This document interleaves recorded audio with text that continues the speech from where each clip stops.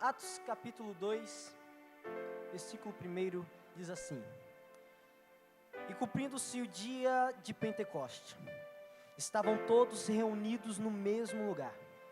E de repente veio do céu um som como de um vento veemente e impetuoso, e encheu toda a casa aonde estavam assentados.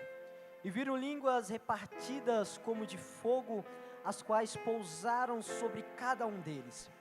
Todos foram cheios do Espírito Santo e começaram a falar em outras línguas, conforme o Espírito Santo lhe concedia.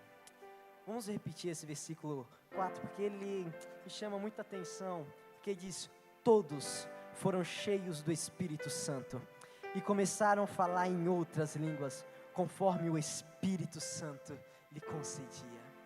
Curva a sua cabeça. Pai, muito obrigado por esse momento. Muito obrigado por cada um estar aqui presente, Pai. Muito obrigado porque Tu és bom.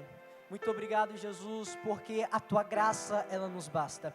Jesus, eu não sei como está essa pessoa. Meu Deus, eu não sei como essa pessoa entrou aqui nesta igreja. Mas, ó Pai, que essa pessoa possa sair daqui transformada. Que essa pessoa possa sair daqui renovada pelo Teu poder.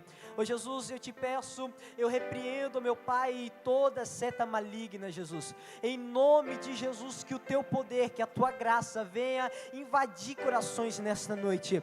Ó meu Pai, nós queremos sair daqui cheio da Tua presença. Nós queremos sair daqui cheio do Teu Espírito. Ó meu Pai, em nome do Senhor Jesus Cristo, que nessa noite possa haver cura, libertação e salvação de almas, meu Pai. É o que nos te pedimos e te agradecemos. Toda a igreja diz: aleluia. Queridos, quando eu recebi a notícia que eu estaria ministrando a palavra do Senhor, quando a Joyce me chamou, o Espírito Santo, ele foi ministrando ao meu coração uma palavra, só que diante do tema, só que o Espírito Santo, ele trabalha, de maneiras diferentes. E o Espírito Santo, ele falou muito ao meu coração no livro de Atos, capítulo 2, a descida do Espírito Santo. O culto de hoje, estamos falando sobre a revolução, a grande revolução. Mas eu quero trazer 3 revoluções que fazem parte da Bíblia Sagrada. 3 revoluções que foi o marco da igreja cristã. E o Espírito Santo, ele foi ministrando ao meu coração no nascimento de Jesus Cristo. A Bíblia diz que Jesus, ele nasce em uma manjedoura. Jesus, ele cresce. Quando ele cresce, ele vai trabalhar com seu pai em uma carpintaria. E dali Jesus, ele começa a se preparar para cumprir aquilo que Deus tinha determinado para a sua vida. Agora, a gente vê Jesus sendo batizado nas águas por João Batista. A Bíblia Sagrada vai nos contar aonde Jesus foi batizado, o Espírito Santo desceu em forma de pomba, o céu se abriu e Deus, ele confirmou dizendo: este é o meu Filho amado em que eu tenho prazer. A partir daquele momento começa o ministério de Cristo. A partir dali, Jesus começa a ministrar a palavra de Deus. A partir dali, Jesus, ele começa a mostrar os seus milagres, curas. Jesus, ele começa a pregar sobre o reino de Deus. Jesus, ele começa a anunciar dizendo: é chegado o reino de Deus a vós. Só que por causa disso, por causa da pregação de Jesus, ele foi condenado pelos líderes religiosos. Você vai perceber que Jesus agora, ele está diante dos líderes religiosos, passando por um subjugamento, para depois ser condenado à morte. Agora, Jesus diante de Pilatos, a Bíblia diz que Pilatos, ele lava as suas mãos, dizendo: eu não tenho mais nada a ver com isso, eu lavo minhas mãos. Agora, Jesus, ele é entregue nas mãos dos soldados para participar do açoite romano. Após o açoite romano, Jesus começa a carregar a cruz. Quando ele começa a carregar a cruz até o Monte Gólgota ou o Monte Caveira, tem esse nome pela forma que o arredondava. A Bíblia agora vai nos dizer que Jesus, ele chega até esse local, e segundo os historiadores, eles vão nos dizer que Jesus, ele foi colocado sobre a cruz na terceira hora judaica, às 9 da manhã. a morte de Cristo foi bem rápida, porque um prisioneiro poderia permanecer durante 36 horas, mas a morte de Cristo se prolongou das 9 até as 3 da tarde. Agora, Jesus sobre aquela cruz, ele sente o abandono de Deus, porque Deus ele é santo, ele não aceita o pecado. Deus, ele é a verdade, ele não aceita a mentira. Por causa disso, nós vemos Deus abandonando a Jesus e Jesus dizendo: Deus meu, por que me abandonaste? Deus meu, por que me deixastes? Mas quando Jesus ele entrega o seu espírito, quando ele diz está consumado, eu vejo que vários sinais aconteceram. O historiador Flávio Jósefo, ele vai relatar que houve vários sinais naquele local, mas o que me chama muita atenção são 3 sinais. O primeiro sinal que me chama a atenção foi quando o céu se escureceu, como que se a natureza estivesse enlutada, dizendo: o nosso Criador acaba de morrer, o nosso Criador acaba de entregar a sua vida. O segundo sinal que me chama a atenção foi quando o altar se partiu ao meio, significando que não era necessário mais sacrifício algum para podermos glorificar a Deus. O terceiro sinal que me chama muita atenção foi quando o véu do templo ele se partiu de cima para baixo. O véu ele não poderia ser rasgado. Por quê, pregador? O véu ele tinha 30 centímetros de espessura, 18 metros de altura, 9 metros de largura.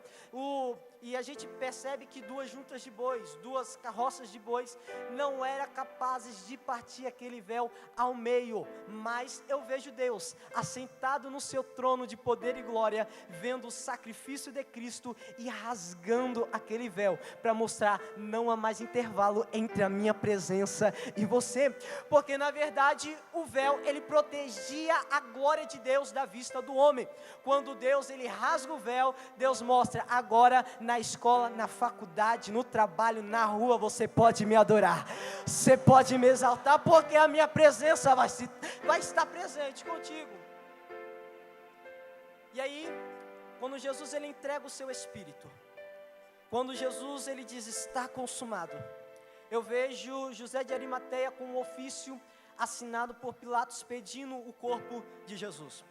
Imediatamente José de Arimateia apresenta esse ofício, dá na mão do soldado pedindo o corpo de Jesus, porque se Jesus não tivesse sido entregue a José de Arimateia, segundo a tradição, Jesus seria enterrado juntamente com a sua cruz, ou até mesmo lançado junto com outros corpos. Mas José de Arimateia pegou o corpo de Jesus e levou para o seu túmulo.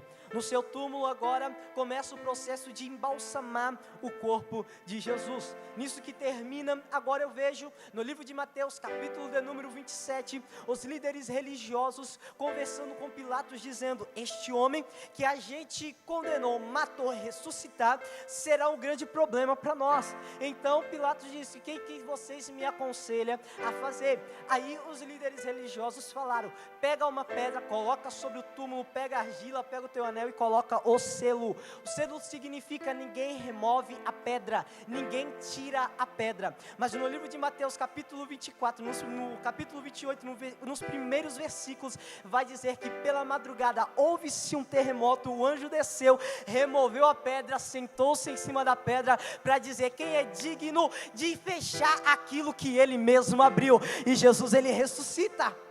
Aleluia.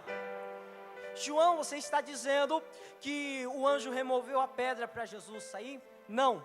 Então por que o anjo removeu a pedra? É simples, Tarcísio. O anjo ele removeu a pedra para que permitisse as primeiras testemunhas da ressurreição de Jesus.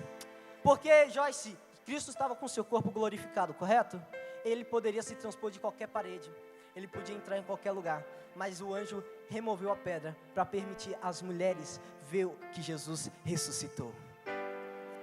Agora eu vejo as mulheres chegando ao túmulo de Jesus, talvez até para terminar a obra apressada de José de Arimateia. Agora a Bíblia Sagrada vai nos contar que quando aquelas mulheres chegaram ao túmulo, elas perceberam que a tampa do túmulo foi removida, e começaram a perguntar: quem foi que removeu a pedra? E agora elas começam a se aproximar, quando de repente um anjo do Senhor apareceu e disse: o que vocês estão fazendo aqui? Vocês estão procurando um vivo entre os mortos? Jesus ressuscitou. E agora eu vejo aquelas mulheres tremendo com medo. Elas esqueceram das palavras de Jesus. Jesus, durante todo o seu ministério, ele dizia: o Filho do Homem há de ser entregue, mas ao terceiro dia ele vai ressuscitar. Jesus sempre estava mostrando isso, mas isso é comprovado, Douglas, pelos psicólogos, que é o quê? Através de uma tristeza profunda, através de uma angústia profunda, as pessoas se esquecem das palavras, e aquelas mulheres se esqueceram das palavras de Jesus, que ele iria ressuscitar ao terceiro dia. E Jesus aparece àquelas mulheres e diz: vão ao encontro dos discípulos e fiquem com ele, porque eu vou até vocês. Agora eu vejo Jesus indo ao encontro aos discípulos. Quando Jesus ele vai ao encontro dos seus discípulos, Jesus ele começa a ensinar os seus discípulos, começa a dar as suas últimas instruções, no período de 40 dias, durante quantos dias? Para de graça, me ajude a pregar, quantos dias? 40 dias, Jesus sempre estava ali, ajudando os seus discípulos, instruindo os seus discípulos. Agora, no livro de Atos, capítulo de número 1, a gente vê a ascensão de Cristo. Escuta, preste bastante atenção aqui. Cristo, ele começa a ser levado aos altos céus, e Jesus, ele começa a dizer no versículo de número 8, mas recebereis poder ao descer sobre vós o Espírito Santo, e sereis minhas testemunhas, tanto em Jerusalém e até os confins da terra. Cristo subindo, ele deixa a sua última promessa, o Espírito Santo. E agora a gente vê que passa-se esses 40 dias. Agora vem o período de 10 dias, o período que os discípulos começam a se preparar para a descida do Espírito Santo. Aí eu começo a ver, pastor Sérgio, os discípulos se perguntando: e agora? Será que ele vai vir agora? Imagina, passar um dia, bora lá, o Espírito Santo está chegando. Passa 2 dias, não acontece nada. E eles ali: não, o Espírito Santo vai vir, vai descer.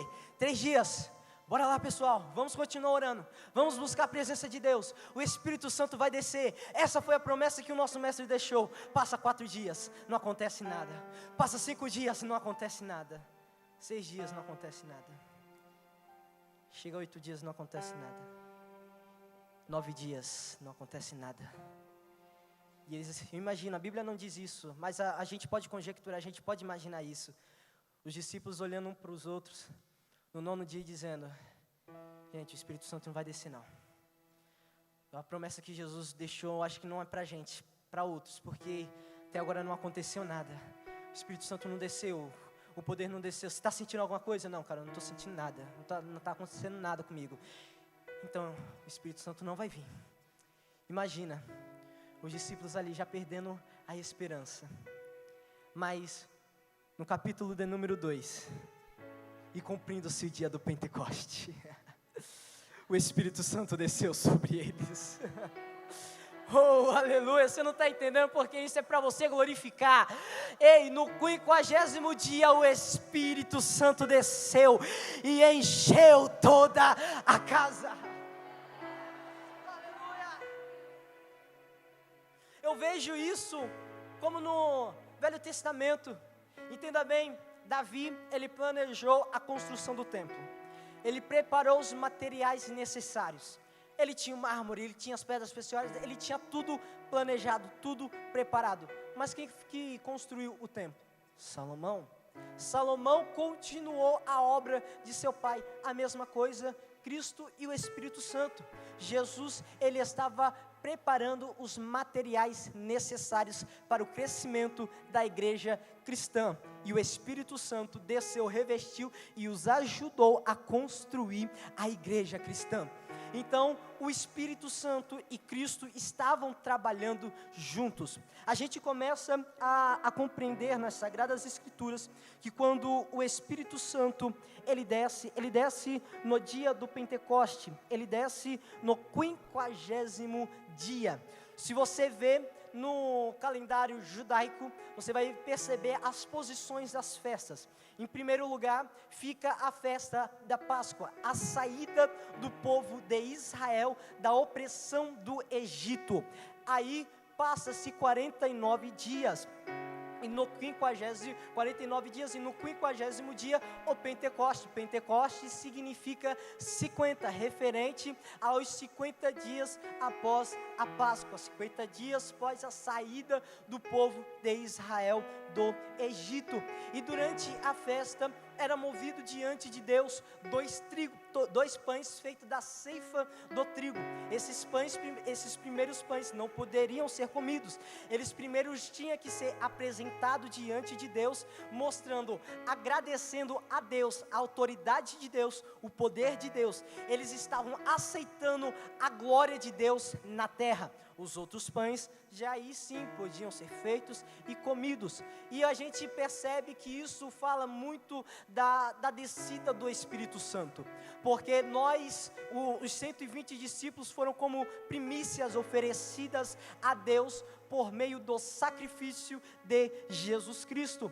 A gente vê que na saída do povo de Israel, a Páscoa, eles comemoravam o dia em que o anjo da morte desceu e matou todos os primogênitos do Egito, aonde os judeus, os israelitas, eles estavam em suas casas comendo do cordeiro, enquanto as suas casas estavam marcadas com sangue. Isto também tipifica a morte de Cristo. Isso fala muito, por quê? Porque Cristo, Ele entregou a sua vida, Cristo, Ele derramou o seu sangue, Cristo, Ele pagou com algo que não poderíamos ter pago, e Ele nos libertou da morte, Ele nos salvou do pecado. Então, agora a gente começa a ver a descida do Espírito Santo, o local da descida dele. Acompanha comigo, versículo de número 1. Quero que você deixe a sua Bíblia aberta, que a gente vai passear um pouquinho, e eu quero muito a sua atenção nesses versículos.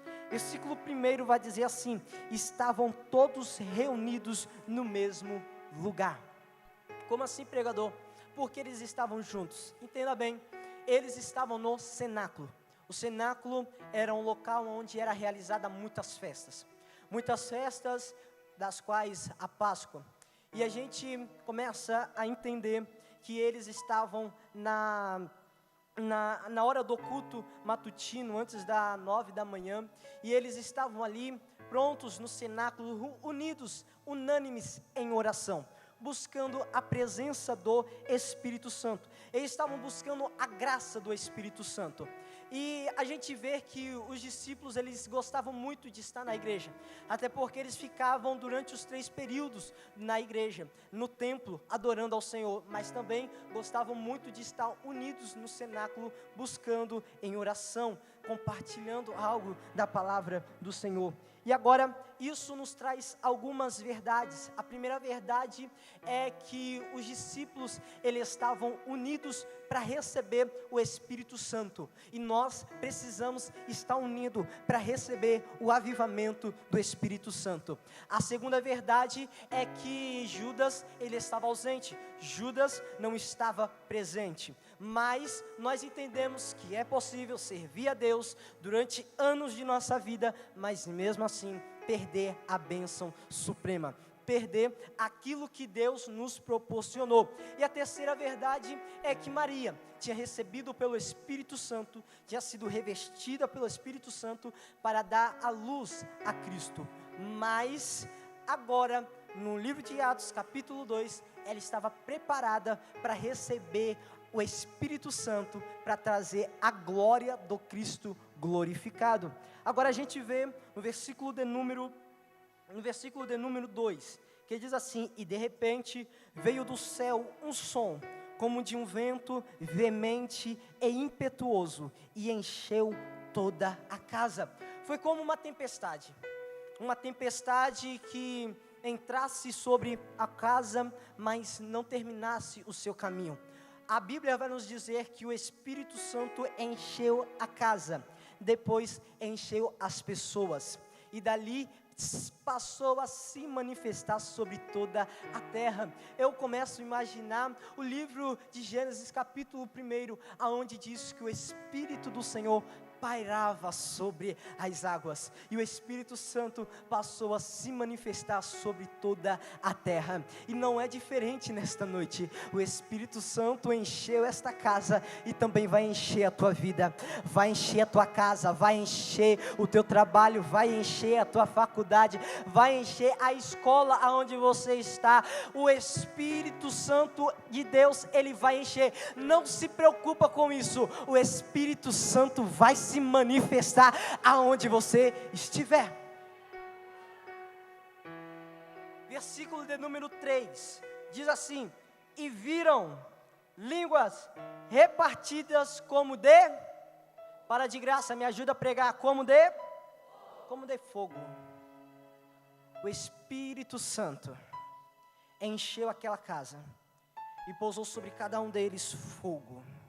Eles falaram em outras línguas. Eles estavam diferentes. Eles não eram mesmo discípulos que Jesus havia ensinado. Eles estavam diferentes. Eles estavam transformados. Eles estavam cheios da graça. Eles estavam cheios do Espírito. Pregador, o que causa essa manifestação? Escuta bem, a partir do momento que a graça de Deus se encontra com a alma humana, quando as duas se chocam, a pessoa não é mais a mesma. A pessoa começa a falar em outras línguas. Um poder tinha sido outorgado e agora estava sobre a vida dos discípulos, Mateus. Agora os discípulos estavam diferentes. Os discípulos estavam cheios da presença, cheios da unção do Espírito Santo de Deus. E eu começo a perceber muitas pessoas dizendo que o Espírito Santo só ficou só naquela época. Muitas pessoas têm a audácia de dizer que o Espírito Santo só encheu os discípulos, só ficou com os discípulos, não se manifestou mais sobre a terra. As pessoas falam que o Espírito Santo só encheu os discípulos para poder levantar a igreja cristã, mas isso é mentira, sabe por quê? Porque até hoje o Espírito tem se manifestado, e o Espírito Santo vai se manifestar de geração em geração. Você não está entendendo, você não está entendendo. Eu vou repetir de novo: o Espírito Santo de Deus vai se manifestar de geração em geração. Aleluia. Ei, escuta, a gente vai ver um herói da fé, Irineu. Irineu, ele foi discípulo de Policarpo, que por sua vez foi discípulo do apóstolo João. Ele vai dizer, ele em sua grande frase, ele vai falar que na igreja nós temos muitos homens de Deus, muitas mulheres cheias do Espírito, que são cheias do Espírito, que são cheios da graça e falam em novas línguas. O Espírito Santo de Deus, ele se manifesta. A gente vai ver Agostinho, o teólogo reformado, ele vai dizer que nós fazemos ainda como os apóstolos, colocamos a mão sobre os samaritanos, invocamos o Espírito Santo, e pelo poder, pela graça, pela unção, pela autoridade, eles são cheios do Espírito Santo, se convertem, são curados e falam em novas línguas. O Espírito Santo de Deus, ele ainda há de manifestar sobre Cubatão, sobre a Baixada Santista, e você é o escolhido para fazer isso. Escuta, o Espírito Santo veio com fogo. O fogo, qualquer pessoa vai entender que qualquer coisa que envolve o fogo é a presença de Deus. A gente vai ver no livro de Êxodo, capítulo 3, no versículo 1 ao versículo 2, onde Deus ele chama Moisés. Deus chamou Moisés através de uma sarça ardente, uma sarça pegando fogo. Em no primeiro livro de Reis, capítulo 18, versículo 36, você vai ver que Elias, ele chama a presença de Deus. O fogo desce do céu, consome o altar, fogo, a presença de Deus, a graça de Deus.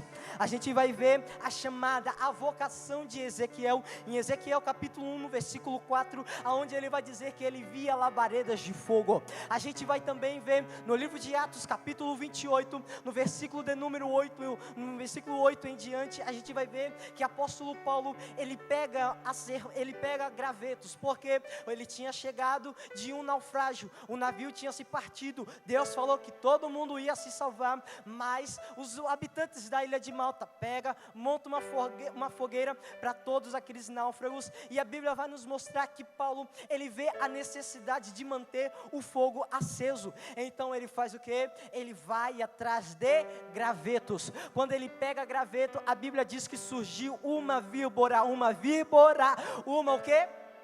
Me ajude a pregar, pelo amor de Deus. Essa víbora mordeu a mão do apóstolo Paulo, mas o apóstolo Paulo não ficou com medo, sabe por quê? Porque ele estava cheio da presença de Deus, pegou, sacudiu no fogo, e por causa do calor, ela fugiu. O fogo é a presença de Deus, a graça de Deus, a unção de Deus, e Deus, ele está dizendo, eu vou manifestar na vida nova com fogo, eu vou manifestar na vida nova com fogo. Quantos estão disponíveis a receber este fogo?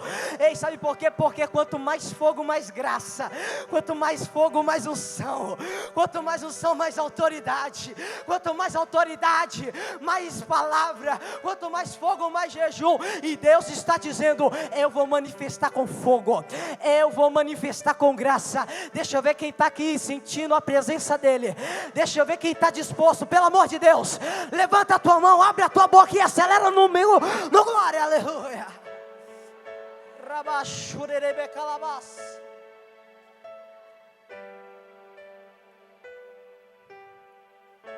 O Espírito Santo de Deus ainda se manifesta no meio do seu povo. Aleluia. Eles começaram a falar em novas línguas. Eles foram cheios do Espírito Santo. E agora a gente começa a ver que muitas das vezes, muitas pessoas confundem avivamento com movimento.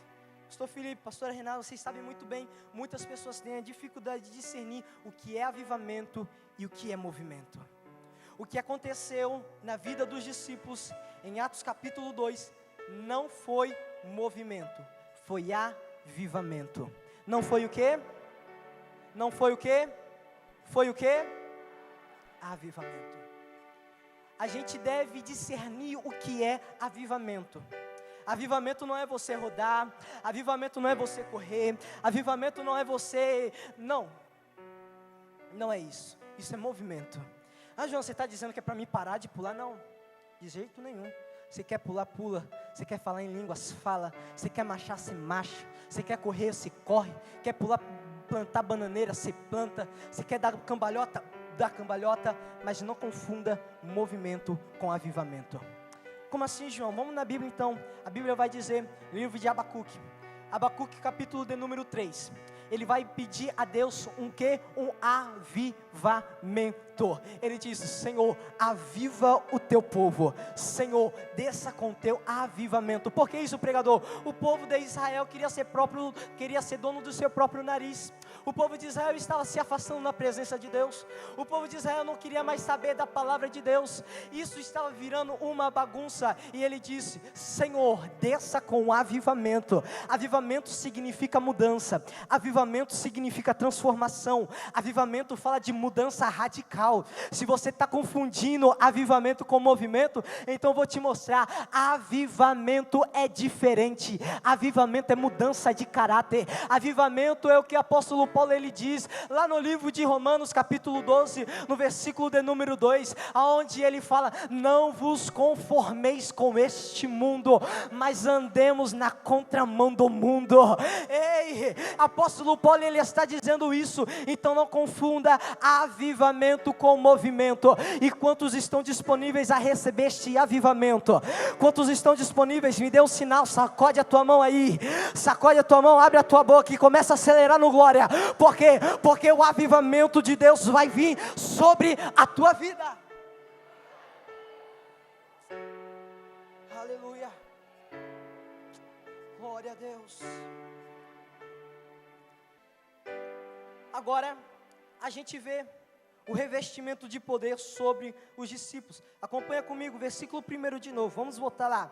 Ele diz assim: estavam todos reunidos no mesmo lugar. Olha só, durante 10 dias, o Espírito Santo, ele estava esperando o momento certo para descer. Durante esses 10 dias, os discípulos estavam juntos em oração, esperando a descida do Espírito. Agora eu quero que você entenda que durante esses 10 dias, os discípulos estavam se preparando. Os discípulos estavam juntos orando para esperar a vinda do Espírito Santo, para esperar a glória do Espírito Santo. E aí, quando o Espírito Santo ele desce, aí sim os discípulos estão prontos para fazer aquilo que Deus tinha falado a eles: ide por todo mundo e pregai o Evangelho. Eles agora estavam com o revestimento do quê? Do Espírito Santo de Deus. E depois que o Espírito Santo de Deus enche eles, eles estão prontos para pregar. E certo missionário, ele da Turquia, ele foi para a Europa, e o pessoal da Europa tem o costume de estar em muitos concertos musicais, e este homem ele vai. Quando este missionário, ele chega, ele senta, e ele começa a esperar. Nisso que ele começa a esperar, ele começa a ver os músicos afinando seus instrumentos. Nisso que ele começa a perceber, isso começa a irritar este homem.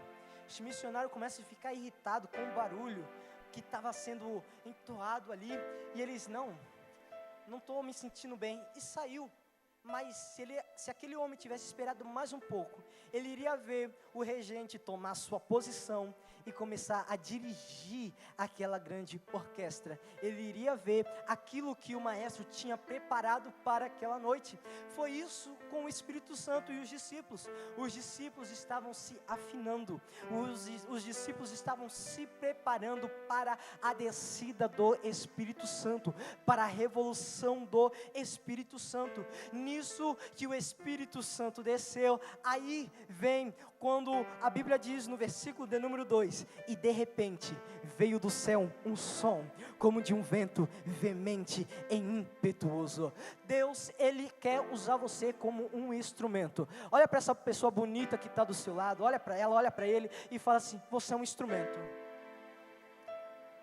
Você é um instrumento do Senhor, Ele quer te usar. Ele quer operar maravilhas por meio de você.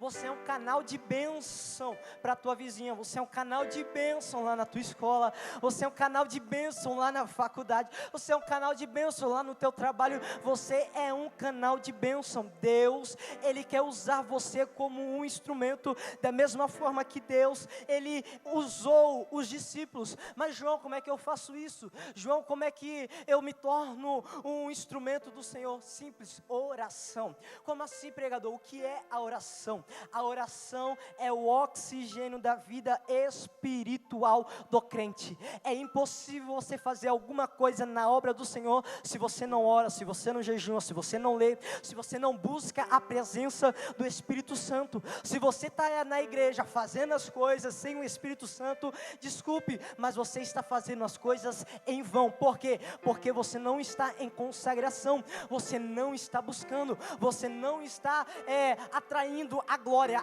o fogo do Espírito Santo sobre a tua vida. E a oração não é uma sessão de palavras ao vento, não.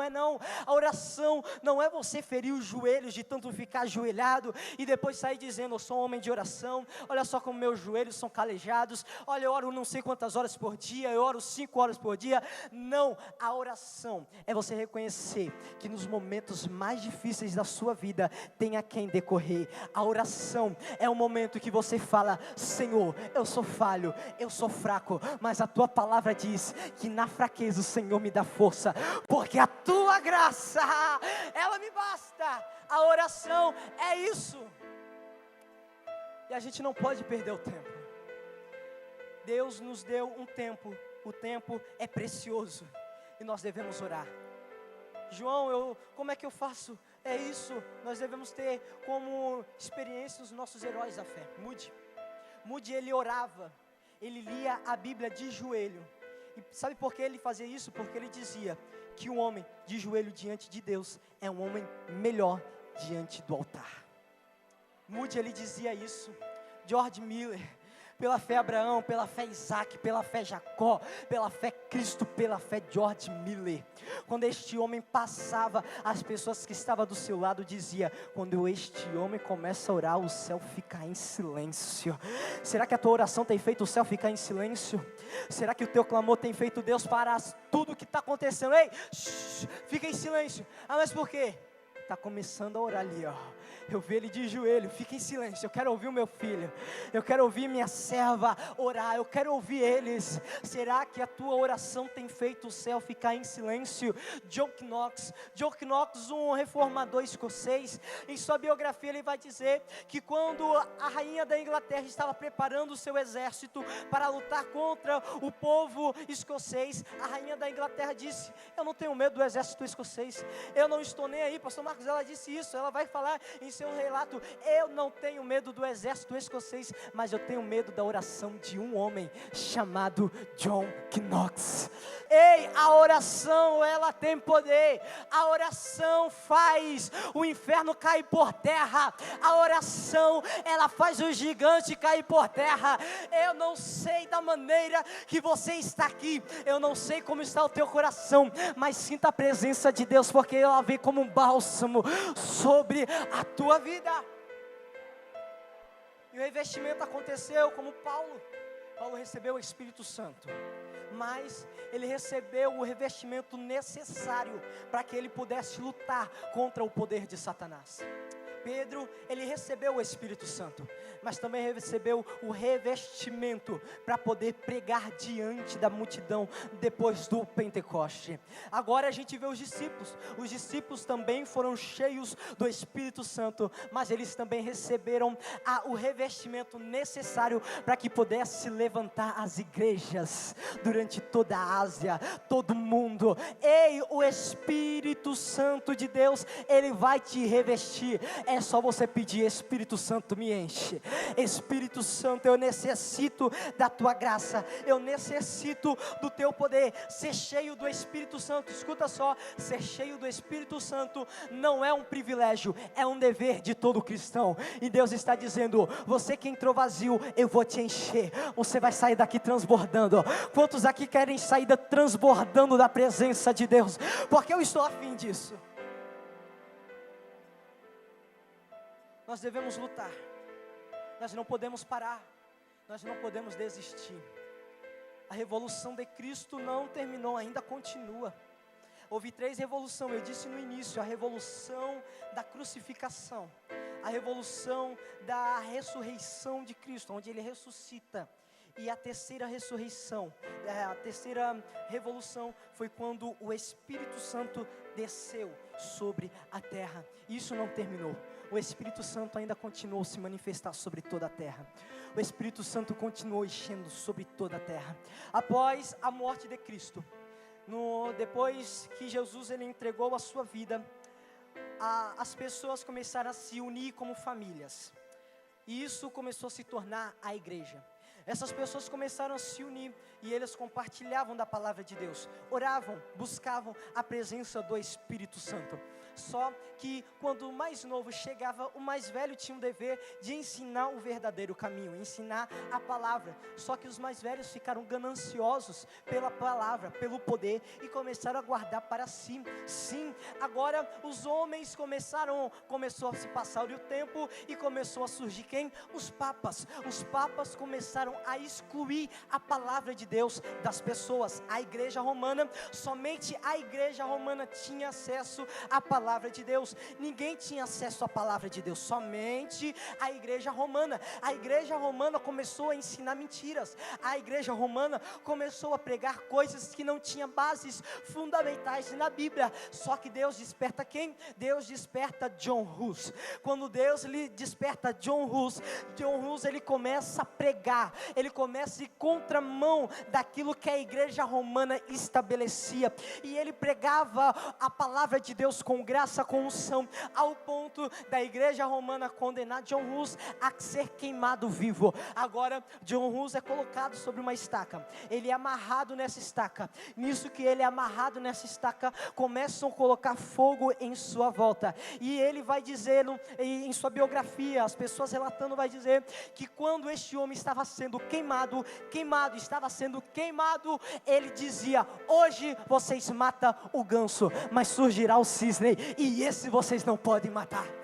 E as pessoas falam que ele queimado, morto, a sua boca continuava pronunciando as mesmas palavras: hoje vocês assam, hoje vocês matam o ganso, mas vai surgir o cisne.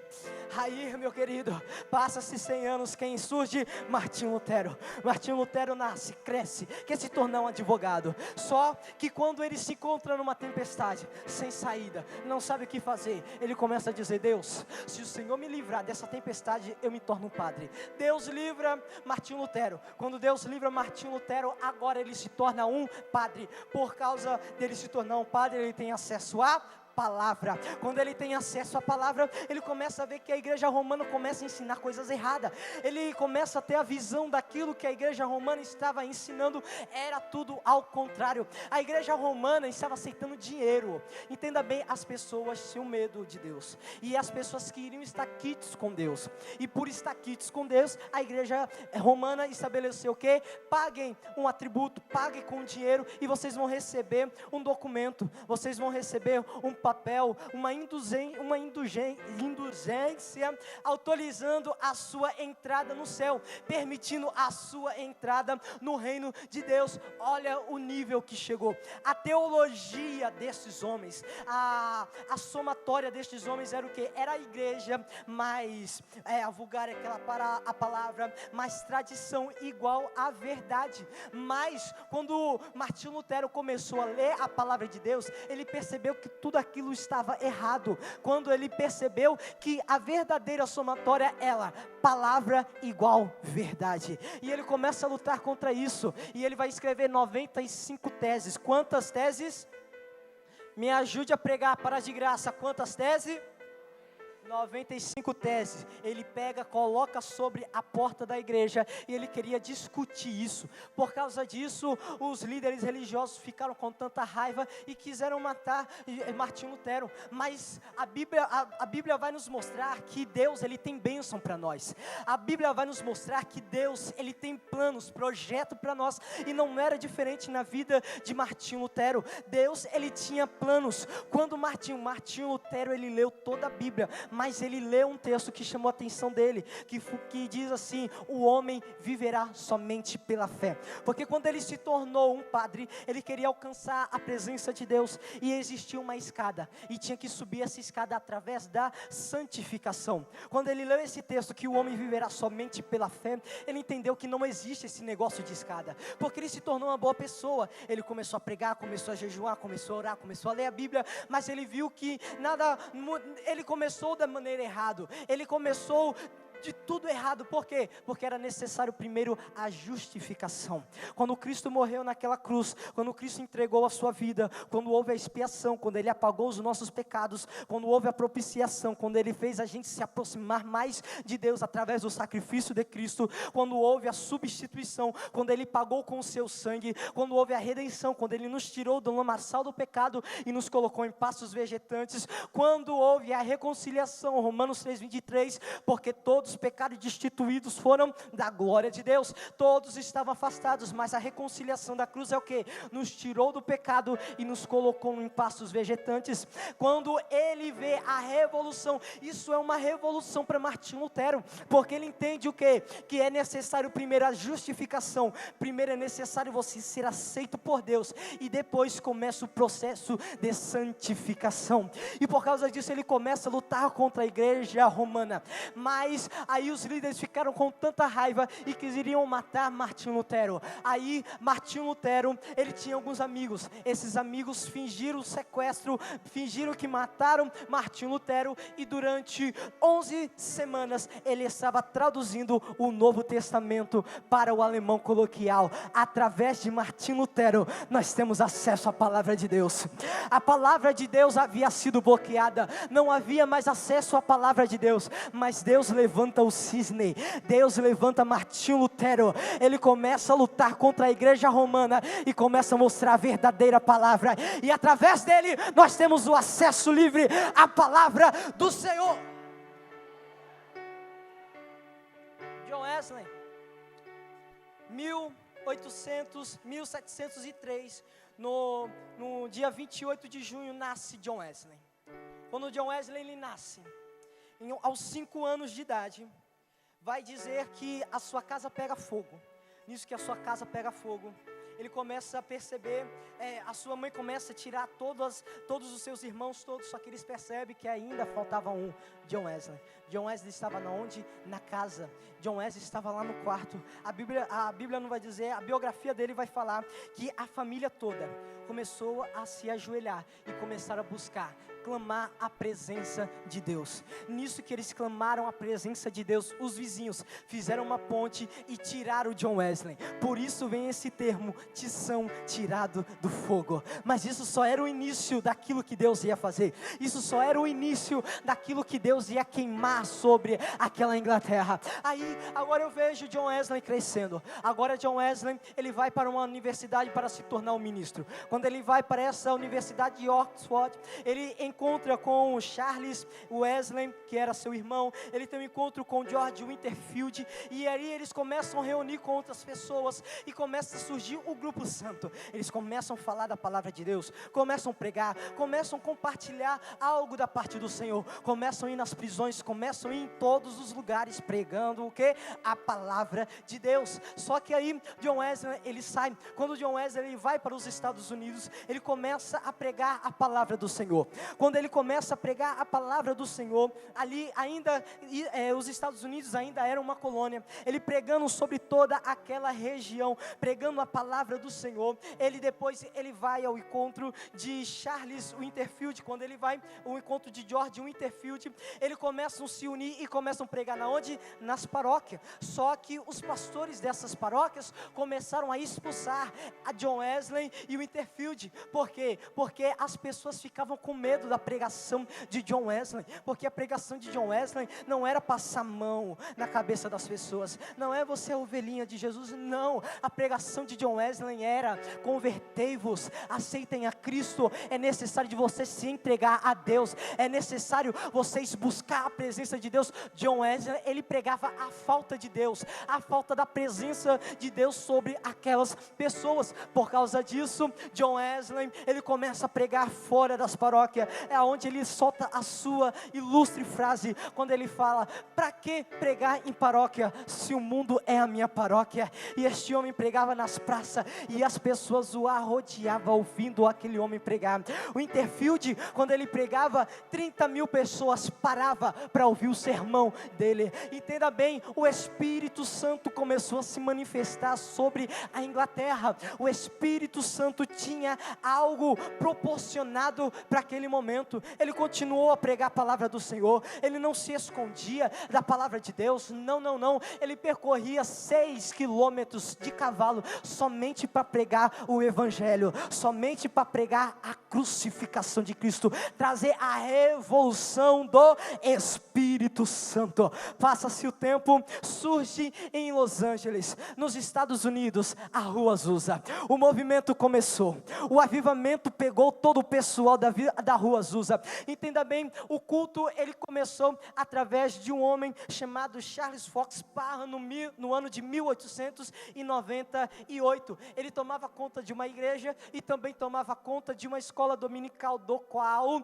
o William Seymour era aluno. Quando o William Seymour ele sai, ele se torna um ministro, ele começa a pregar a palavra do Senhor. Nisso que ele começa a pregar a palavra de Deus, ele vai dizer que ele estava reunido em uma casa juntamente com os irmãos. Nisso que eles estavam reunidos com os irmãos, eles buscavam o Espírito Santo, eles estavam clamando pelo Espírito Santo. Aí ele viu a necessidade de trazer a sua amiga Lucy Perron, aonde ela tinha recebido o Espírito Santo. Agora eles fazem uma vaquinha, junta dinheiro e traz Lucy. Lucy chega, quando ela chega, ela começa a orar pelo batismo do Espírito Santo. Começou a ser batizado. Nisso que ela começou a ser batizado, o Espírito Santo começou a tomar aquela casa, e a biografia da Rua Azusa vai dizer que Lucy se levantou, depois de ter falado em mistério, pegou o teclado, começou a tocar e cantar, e ela não sabia tocar piano, e ela tocava e cantava ao Senhor, por causa do quê? Do Espírito Santo de Deus. A partir do momento que uma graça, a partir do momento que uma autoridade está sobre a sua vida, você se torna diferente, você não é mais você mesmo, o Espírito Santo te concede fazer coisas que você não sabia. E aí vai começar os relatos, eles clamavam durante 3 dias sem parar, e eles adoravam, gritavam, pediam o Espírito Santo, eles gritavam tanto que as paredes começaram a rachar, mas ninguém se feriu. Por quê? Porque eles queriam o batismo do Espírito Santo.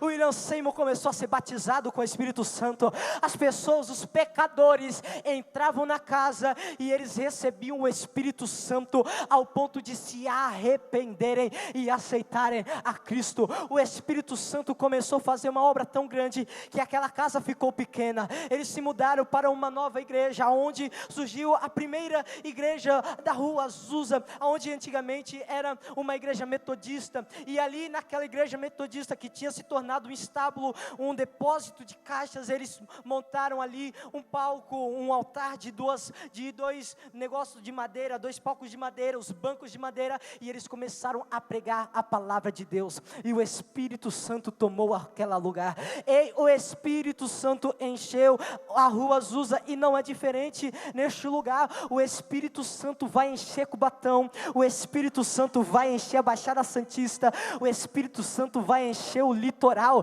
e Deus está dizendo: eu só estou esperando o momento certo, quando a minha igreja Vida Nova se levantar.